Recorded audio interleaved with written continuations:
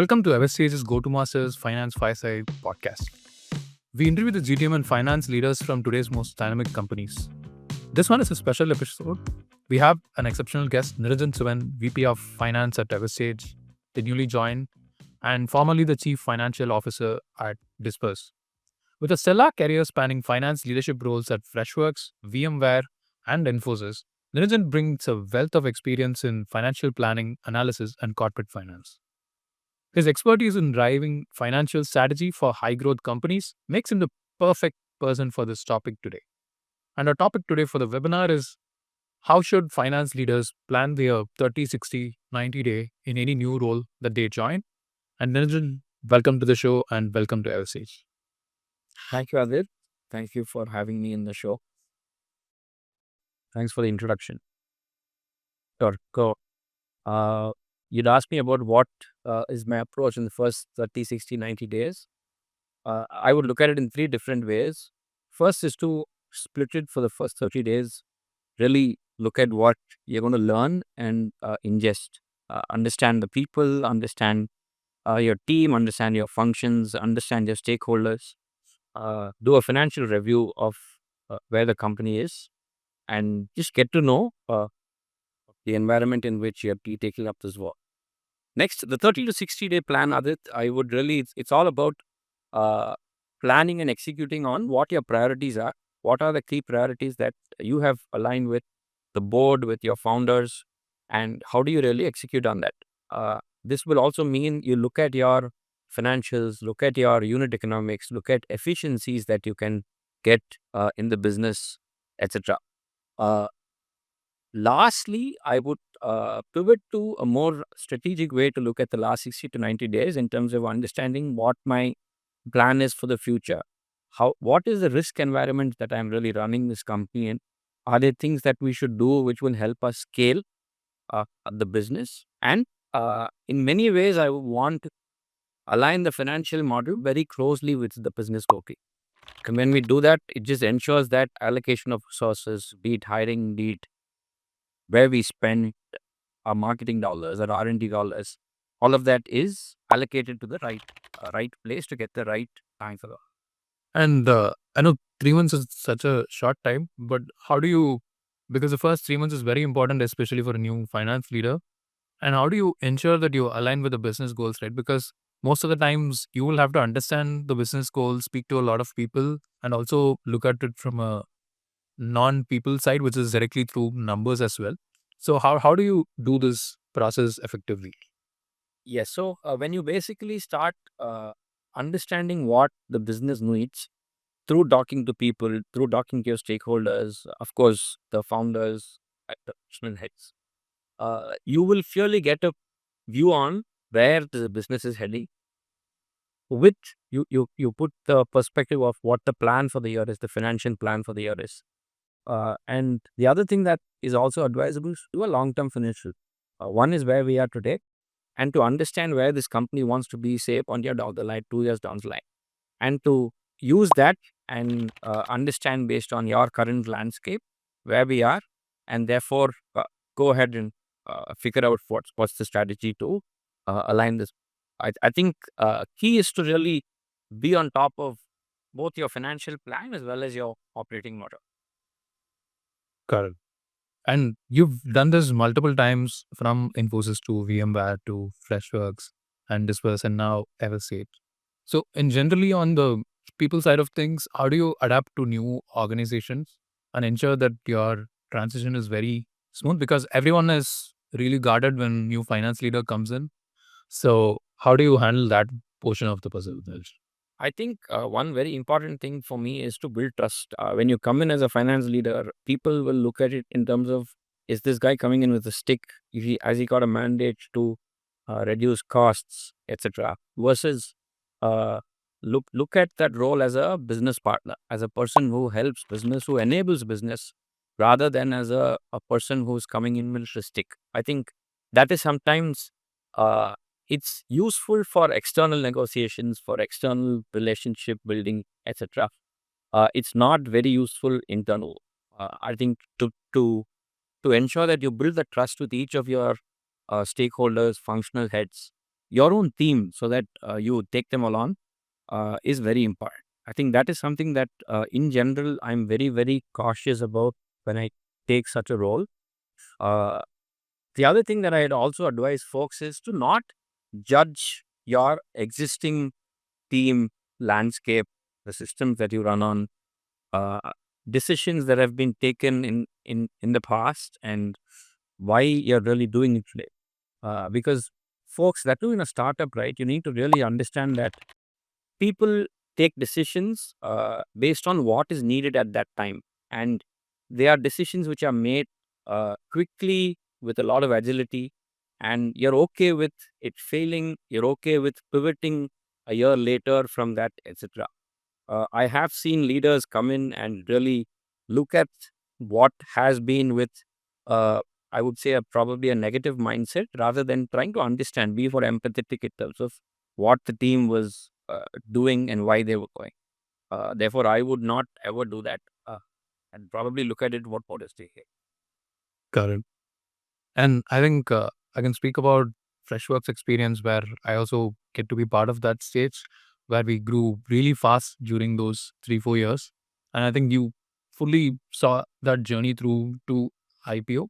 And during that stage, there is it because you're growing very fast, but you also have to, like, you are a leader who is trying to also keep everything under control from a financial prudence perspective. What do you like, how do you balance between growth and spend? I know everyone wants to get a very efficient growth, but efficient growth is very theoretical. So how do you ensure that you're doing the right balance there and doing it practically at a high growth firm like Freshworks? Yes. So, just to give some context, right, when I joined Freshworks, it was maybe sub 40 million, and it was still growing 60% year on year, and 60-70% year on year. And we had to take decisions quickly, which is something that we always did. Our first, as long as we know that you're taking a right decision quickly at that moment, we were good. It could be a wrong decision when you look back at it, but then you learn from it and you pivot quickly. I think that is something that we always did. And for context, like I think when you left Freshworks, it almost grew 9x, right? Close to 350 million. Almost, yeah. I think it's north of 600 million when I quit Freshworks. Oh, but yeah, much more than 9x. So I think the other thing is to be able to understand what are the levers that you have that you can pull when you have to, when you feel that, look, the financial model is going a little awry, or your unit economics are going bad. For example, a 12-15 month payback is suddenly gone up to 24 months. At Freshworks, we always knew that digital marketing is one place where you could pull back and without having to impact growth too much and still manage your growth rates.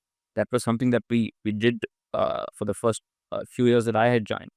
And I remember we always had a pulse of what our unit economics were, and what are the things that you should do which can uh, use to counter a bad period, or slow growth stage, or an experiment which fails, etc.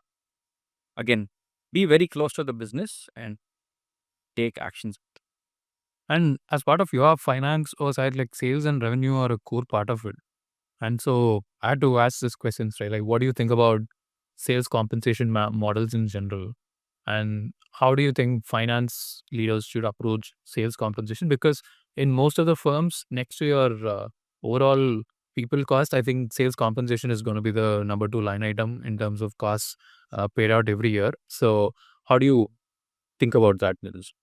It's a good question, that too after joining Everstage. So, but I think one very important thing uh, is to understand that growth is the most important thing for a company. And when you're growing, you need to leverage that growth.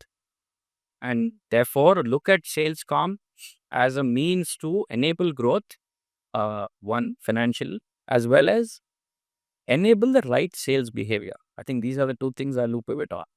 And don't look at your sales comp as a cost center. Don't look at it on a siloed way, because that doesn't help. It's always a percentage of your revenue. It's always uh, based on the variable of the sales folks, etc. So it's not something that you should look at separately as a line item in the P&L and then say, look, hey, this is really high. What can I do? It has to be in context with your growth, your targets, and how your sales teams are being. I think that is something that you must not ever forget. Uh, I would also say reward exceptional performance. Be very transparent in your structure. Don't have too many complex calculations going behind where people can get lost in terms of what really gives them those additional kickers or those additional uh, dollars at the end of the year. Lastly, be very close to the market. Right? You just see how the business is doing.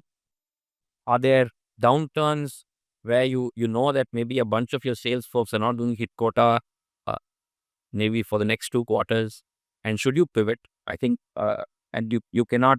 Sometimes you might not reduce your quotas, but you might do something different in terms of your account structure to enable them to be motivated always. And quick question, like where do you think today we are in terms of the risk to the market and what risk you are looking at today's market at? I think in terms of market, we've probably we have we have we we have passed the slowdown that we were all looking at. I believe. I think we are the worst is over. But I think the bigger problem today is the macro in terms of all that's happening in the US, the wars that are happening. Are we able to really move on from there and get to some stability across the globe? Inflation is something that uh, I think most countries are trying to curtail. We have seen US starting on a downward rate cut trend. We have to see how long that sustains, which will automatically mean that valuations will lock up to the future. So I think we just have to track that pretty closely to see where we. Wonderful. I do personally feel that the days of the high valued loss making companies are, and I think that all when maybe a year after COVID we are past that. I don't think we'll ever get back into that state. If we do, it's madness. That's a good addition. Okay, so let's get into the things that all finance leaders love to do, which is numbers, right? So, what are the metrics as a CFO or a finance leader joining into the new role should basically, like, religiously look at for the first 90 days and ensure that those are the things that they're able to attack this? Got it. So, as I've always said, growth is the most important. Growth and revenue are the most important thing for any business because if the day growth stops or reduces, you have other problems which will kick in. So, look at your revenue and all revenue related metrics with a pretty fine uh, comb as you on I would say very periodically. Do it monthly, do certain things weekly, do certain things quarterly, etc. Beyond that, unit economics of any business, very important. Nail that down, ensure you track it on a monthly basis at a minimum. Quarterly, ensure that you're able to look at the metrics, you're able to understand what's driving the metrics, and you can take decisions which can maybe alter the next quarter if things went, or maybe double down on something if things have not well. So, unit economics is very important. Lastly, and something very key is for me, cash.